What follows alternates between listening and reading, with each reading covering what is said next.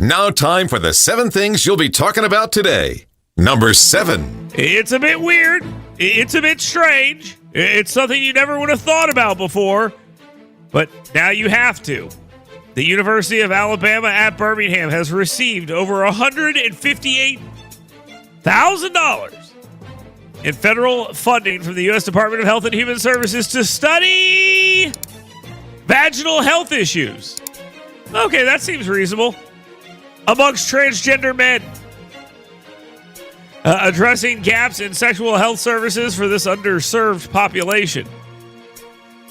I would say this has sparked debate, but is there really a debate over this? Uncle Phil, or as you guys know him, former Alabama State Senator Phil Williams, right here on WVNN, hosts Right Side Radio, he says this. He says this is a perfect example of first world problems. And it absolutely is. This is a first world problem. Number 6. Ohio Governor Mike DeWine reported that all 33 bomb threats against Springfield schools were hoaxes originating from overseas, leading to daily sweeps by state police for safety. Now, I know they want to pin this on Donald Trump and J.D. Vance because that's what they like to do, but in reality, what they have done is created a situation where foreign actors get to divide the country even further by calling in bomb threats. And so the media will say, well, yeah, it's J.D. Vance and Donald Trump's fault. DeWine also questioned whether or not J.D. Vance and Donald Trump would seek apologies from the media and whether the media would give them to him. I mean, the answer is yes, they should seek them, and no, they will not give them. No question about it. There's no question they deserve it as well. Number 5. I think this guy's come up with a pretty good idea when it comes to dealing with these refugees. Listen to this. Portage County Sheriff in Ohio, Portage County Sheriff Bruce Zukowski, no way that name is right, but is urging residents to document the addresses of Kamala Harris supporters, suggesting that these addresses could be used to target them with illegal immigrants in the future. The sheriff's comments come amid heightened tensions in Springfield, Ohio, where the influx of Haitian migrants has become a focal point for national debate and laid the groundwork for the latest media push to silence inconvenient information for Democrats by calling it misinformation. You know, we don't like this. This doesn't work too well for us. So it's misinformation? Yeah, that's it. It's misinformation. Stop using this information. But the information is true. Don't care. It's misinformation now. Number 4. CNN data reporter Harry Enton warned that Vice President Kamala Harris is, quote, in a danger zone. Flying through the danger zone. That's pretty good. With her current poll numbers and not doing so great. She leads in key battleground states by 0.03 points compared to a 2.5-point national margin.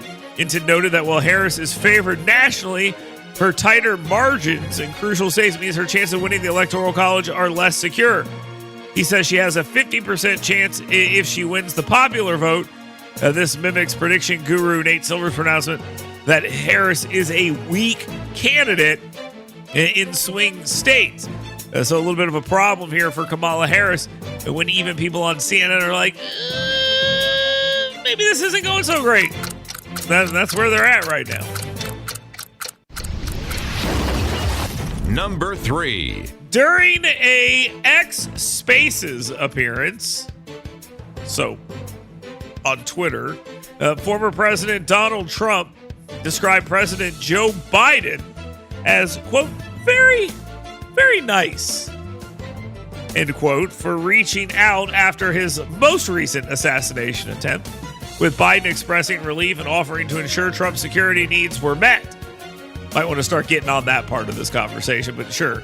Senate Majority Leader Chuck Schumer, a Democrat from New York, a little bit of sanity getting in here in the United States Senate recently, stated that Congress is prepared to provide additional resources to the United States Secret Service as part of the appropriation process. following the recent assassination attempt on former President Donald Trump. I guess it only took 2.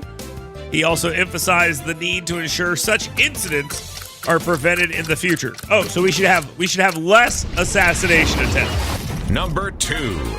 Now, former President Donald Trump is set to attend Alabama's football game against the Georgia Bulldogs in Tuscaloosa on September 28th. According to Mark Halperin of Newsmax TV, Trump's last visit to Bryant-Denny was in 2019, where he received an enthusiastic reception during a game between Alabama and LSU. Alabama's saddest member of the local media, Kyle Whitmire, who is fighting and losing a war on dumb every single day, made it very clear that he doesn't like this and said that he has a concept of a plan to attend. Oh, that's very clever, Kyle. Very, very clever. Shouldn't you be back to lying about your average Alabamians and not necessarily weighing in on national politics? I know you have a Pulitzer Prize and all, but so does John Archibald over there at AL.com. So what does that really say about it? Now, time for the number 1 thing you'll be talking about today. The media and their Democrats are blaming former President Donald Trump for daring to be shot at twice. I mean, he deserved it, right? That's the point here, right? This is the guy who deserved it, right? He got shot at because he deserved it. That's the message they're putting out here today, that it's happening because he deserved it. It's not me saying that. That's the media. That's their Democrats saying this. I mean, it's pretty crazy. Representative Mickey Sherrill, a Democrat from New Jersey, she made it clear that she thought, well, maybe Donald Trump should stop wearing such short skirts. I mean, that's really what this is all about. Attributed the second assassination attempt on former President Trump to a confluence, that's a quote, by the way, quote, confluence, end quote, of Republican misinformation and the widespread availability of assault rifles, criticizing the GOP for contributing to a divisive and dangerous climate. Cincinnati's The Inquirer, which is a good name for a paper that does stuff like this, ran a letter to the editor. They still do that? My guess is it was written by someone on staff, but a letter to the editor attributing former President Trump's assassination attempts to his own inflammatory rhetoric. Man, that letter writer was ahead of the curve. Holy cow. Claiming, quote, ready for this? He brings a lot of this on himself, end quote. You notice I'm quoting these people as they say these things? Okay, because it's crazy.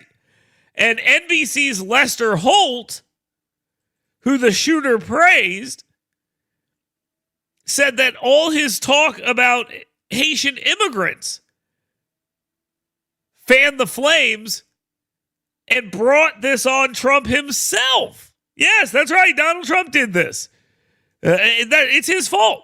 So he fanned the flames and brought this on. And MSNBC, well, they were predictably awful as well. So all these entities are telling these stories that you basically deserved it, Donald Trump. And if you were a better person, none of this would have happened.